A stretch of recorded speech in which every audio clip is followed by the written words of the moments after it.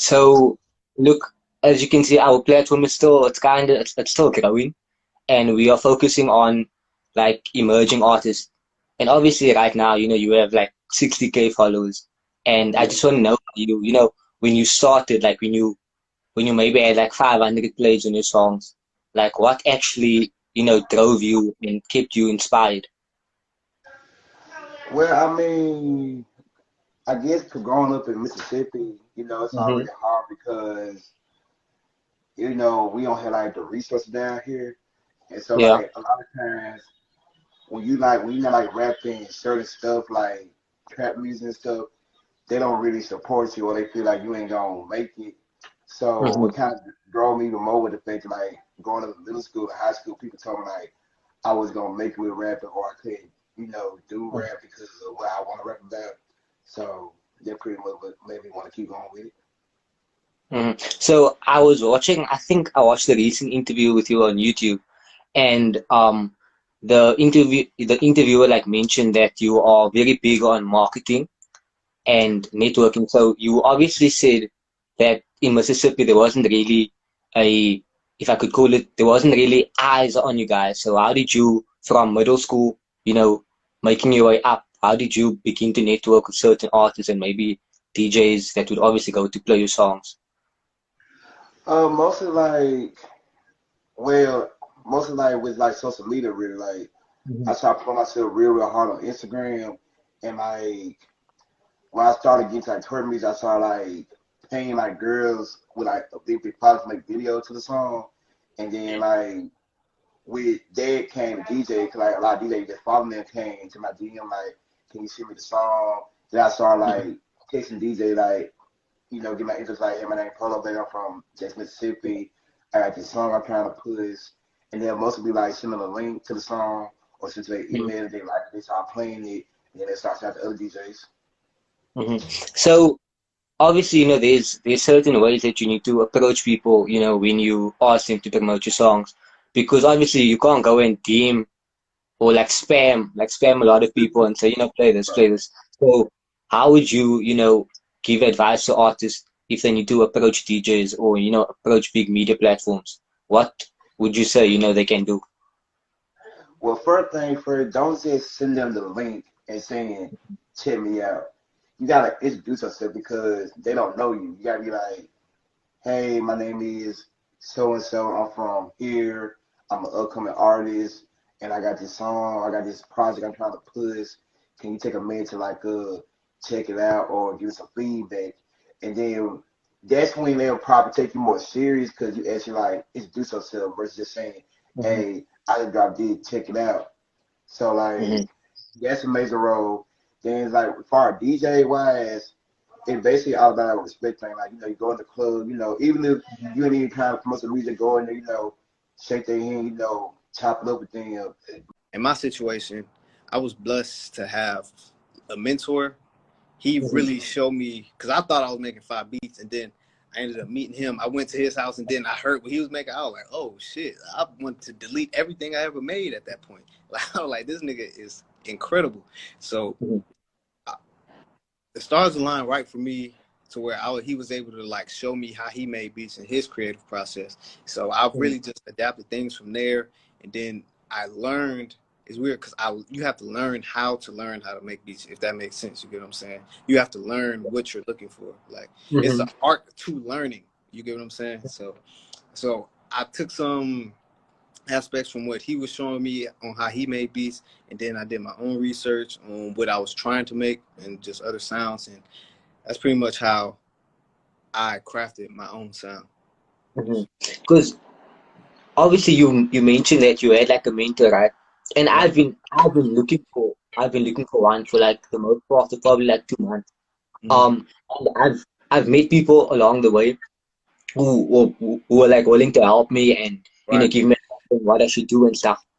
Right. And I feel like that's really it's important as well. It's important to me because if somebody didn't tell me to start doing live interviews and stuff, I would have never done it because a part of me doesn't feel comfortable Mm-hmm. um speaking on camera yet. So how would how would you say that a mentor influenced you in the way that you look at music, but also the way that you hear music? You know, Man, like he literally changed everything, like in terms of how I'm listening and just yeah, in terms of how I was listening to music, he changed my perspective on it. He showed me completely different new genres.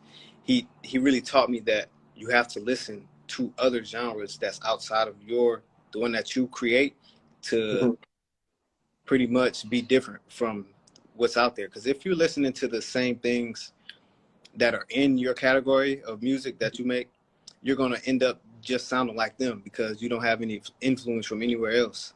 And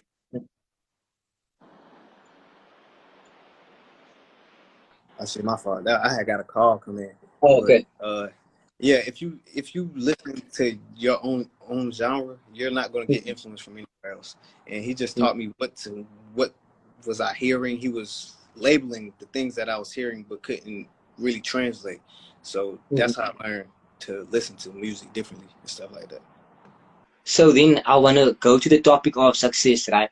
Obviously, success means it means different things to different people. And I want to know when you were coming up, right? What was success for you? And obviously now, as the years went by, and people started to listen to your music, and it reached a bigger audience. How did that definition of success change?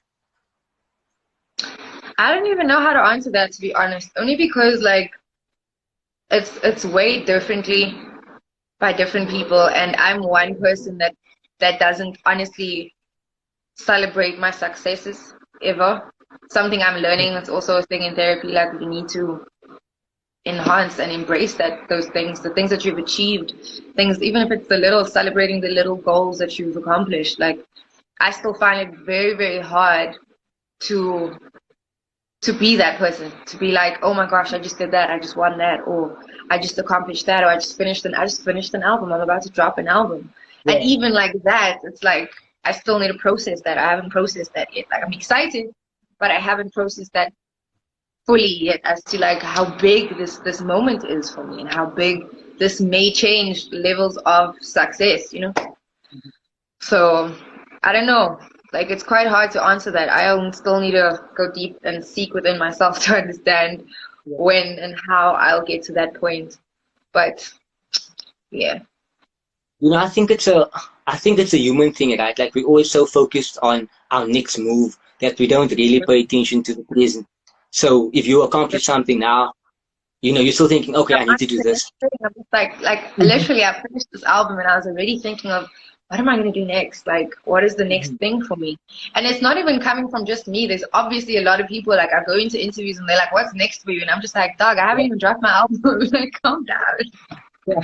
So it's like I know what's next for me, but Mhm, people consume things in ways that are, I don't want to use the term goldfish, but right now the music industry is, there's so much good, there's so many good artists and so many good things that are dropping now. So the way people are consuming music is not the same anymore. So you need to really stand out and make timeless music. And that was one thing that I kept in mind throughout this entire project when I was making it, is that like how am I going to make people listen to this all the time and still turn up? And whether it's mhm, 5 people, 10 people, 100 people, 1,000 people, it's not even about the quantity for me. Like I genuinely don't care like about the quantity as long as I get to express myself and people can somehow take that in and process it for themselves for their own reasons. That is okay for me because I literally am doing what I love every single day. Like there's nothing better than waking up and knowing, oh, I can make a song right now. Like at any mhm, time every day. Like I can wake up and feel that is empowering for me. Like knowing that if I wake up right now and I decide to go make a song, I can do that. Like nothing mhm. is standing in my way of doing that. And that is to me is my superpower right now. And oh, I actually have another question that I wanted to ask. Do you think that Go ahead. it's beneficial, right, for an artist to drop on the same day as a major label artist? So like I'm gonna I'm gonna word it a bit better. Like if I'm dropping music on Audio Mac, right, What? on a Friday, and Drake is dropping as well on the same Friday, right? Do you think it would Right. be a smart idea for me to drop on the same day as Drake? Right. So yeah, you never want to, drop your song up on a same day or the same week that I feel like, another major artist is doing it. And I Hmm. say that because, you're competing with major labels and they have big money to spend as far as marketing, as far as, the brand strategies, as far as, the PR, all of that goes into the budget of premiering, debuting, however you want to put it, Hmm. it's a whole process. And when you want to compete against major artists, a lot of the times that doesn't help the new artist. Um, One thing that I use with my artists that you really got to be strategic when it comes to when you're trying to put out the music, what season it is, how the music sounds. Like Hmm. I'm very particular in what genre the artist puts out, and then when you want to in what season you want to put the music out. Like Hmm. sometimes you'll make like a party anthem, I guess you can say. You don't want to put out the party anthem in the winter, So there are strategic, saying places that you want to release music, when you want to release it, and I would strongly not say put music out when people like Drake or Travis Scott, Yeah. put out music. So, yeah. Not every venue that I perform at Hmm. is accustomed to an artist like myself, which is fine. Yeah. You find your crowd, but I think it's important to bounce around and just find your tribe. Hmm. So then, what advice would you give an up and coming artist who's just starting out? How would you give them, or what would you tell them, in regards to finding your audience? Because obviously it's difficult, right? You can do all the promotion in the world, but if you're not hitting the correct people, they're not going to listen to you at the end of the day. Yeah. Um, Honestly, I would tell them to see what the social media market, see Hmm. how that market is and who's listening to you, learn your fans, see what they're listening to, see what they're doing and who they're engaging with. And as far as going out to perform, it's hit or miss. You just gonna have to hit every spot, hit every club, hit every lounge, Hmm. just meet, connect with people and see what people are on. And eventually, when you put that energy out there, it's all gonna fall in line. Like you're gonna start drawing fans and you're gonna start drawing new listeners in. Hmm. So when is the when would you say is the right time to go to start touring as an artist? To Like, start touring yeah, yeah, once you like have when a good exactly album. in the career, I would say. Like, Whenever how you have much? it. I'm sorry, go ahead.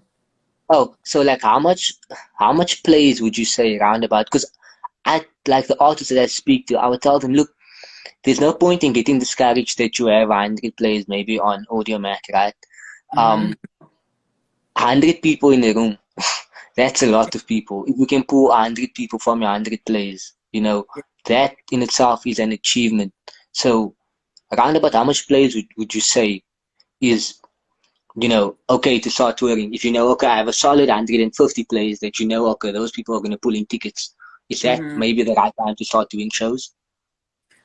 Honestly, whenever you have at least two Mhm. songs and they're good songs, I think that'll be a perfect time to start heading out and just hitting the local venues, hitting the local Mhm. spots, getting to know the locals.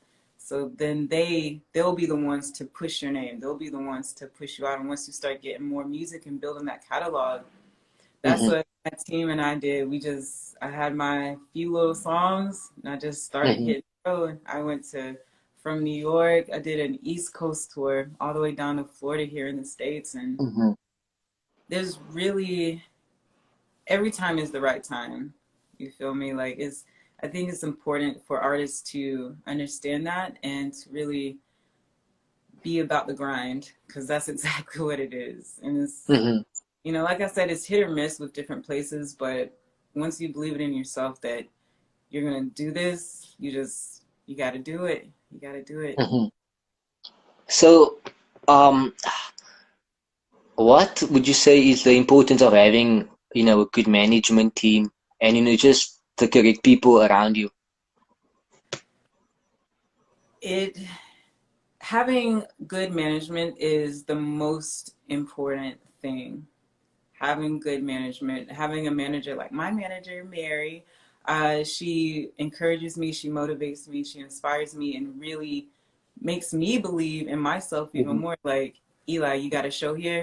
And if I'm doubting, she's like, we're not doing that. You got this. You Hmm. can do da da da da da. You can do da da da da da. Just really pushing you as an individual. I think that's very important in a manager, and having good people around you. You got to have good energy. You don't need any Debbie Downers, people that are gonna try to bring you down or make you second guess yourself. You need that encouragement. You need that safety net.